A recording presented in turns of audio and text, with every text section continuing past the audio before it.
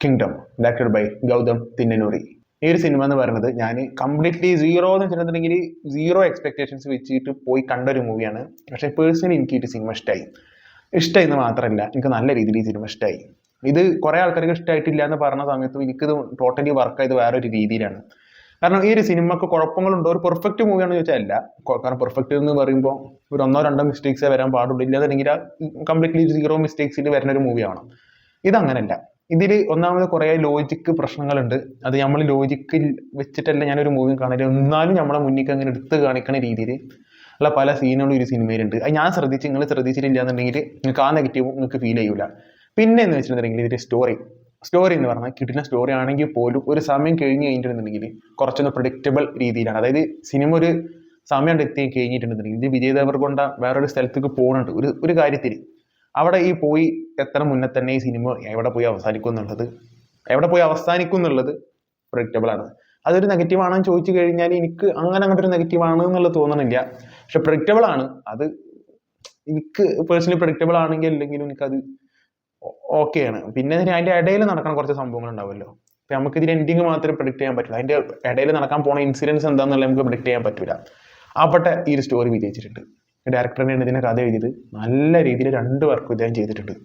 നല്ല വർക്ക്. അതേപോലെ തന്നെ വിജയ് ദേവരകൊണ്ടൻ്റെ ഒരു മൂവി എൻ്റെ ജീവിതത്തിൽ ഞാൻ ആദ്യമായിട്ടാണ് കാണുന്നത്. ഇതിന് മുന്നിറങ്ങിയ മറ്റേ അർജുൻ റെഡ്ഡി എന്ന് പറഞ്ഞ ക്യാരക്ടർ ചെയ്ത മൂവി ഞാൻ കണ്ടിട്ടില്ല. അതിൻ്റെ റീമേക്ക് ആയിട്ട് വന്നിട്ട് ഷാഹിദ് കപൂർ ചെയ്തിരുന്നല്ലോ, അതാണ് ഞാൻ കണ്ടിട്ടുള്ളത്.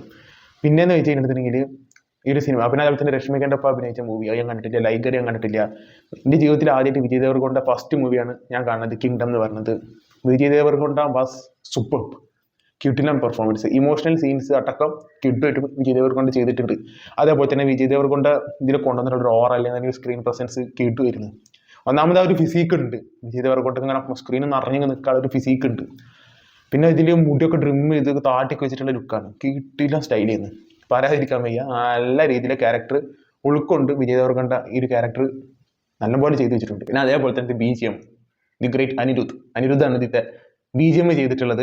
കേട്ടില്ല സാധനമായിരുന്നു. അതായത് ഇതിന് എന്ന് പറഞ്ഞ സാധനം ഉണ്ടല്ലോ, അതിട്ട് വെറുപ്പിച്ചിട്ടില്ല. അവിടെ തന്നെ മ്യൂസിക് വിജയിച്ചിരിക്കുന്നത്. കാരണം മെയിൻ സംഭവങ്ങൾ വരുന്ന സമയത്ത് മാത്രം ഈ സാധനം പഠിപ്പിച്ചിട്ടുള്ളൂ.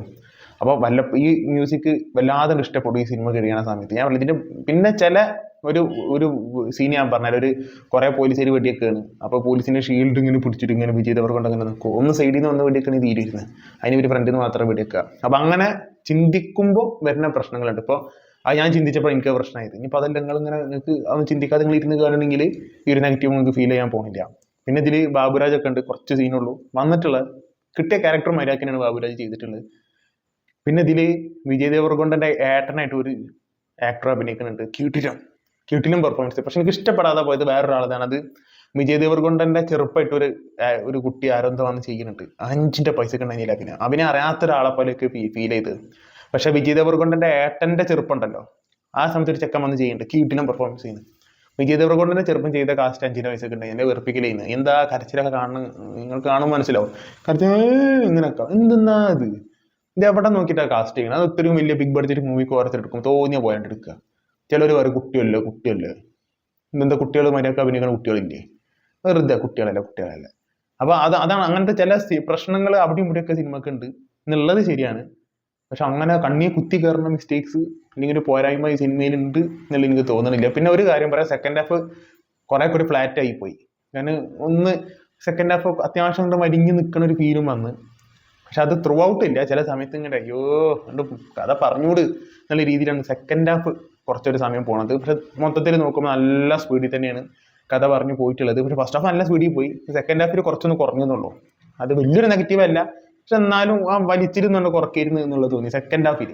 പിന്നെ സിനിമയിൽ എനിക്ക് അങ്ങനെ വേറെ വലിയ പ്രശ്നങ്ങളുള്ളതായിട്ട് എനിക്ക് തോന്നിയിട്ടില്ല. നല്ല രീതിയിലുള്ള തിയേറ്റർ എക്സ്പീരിയൻസും എനിക്ക് ഫീൽ ചെയ്ത്.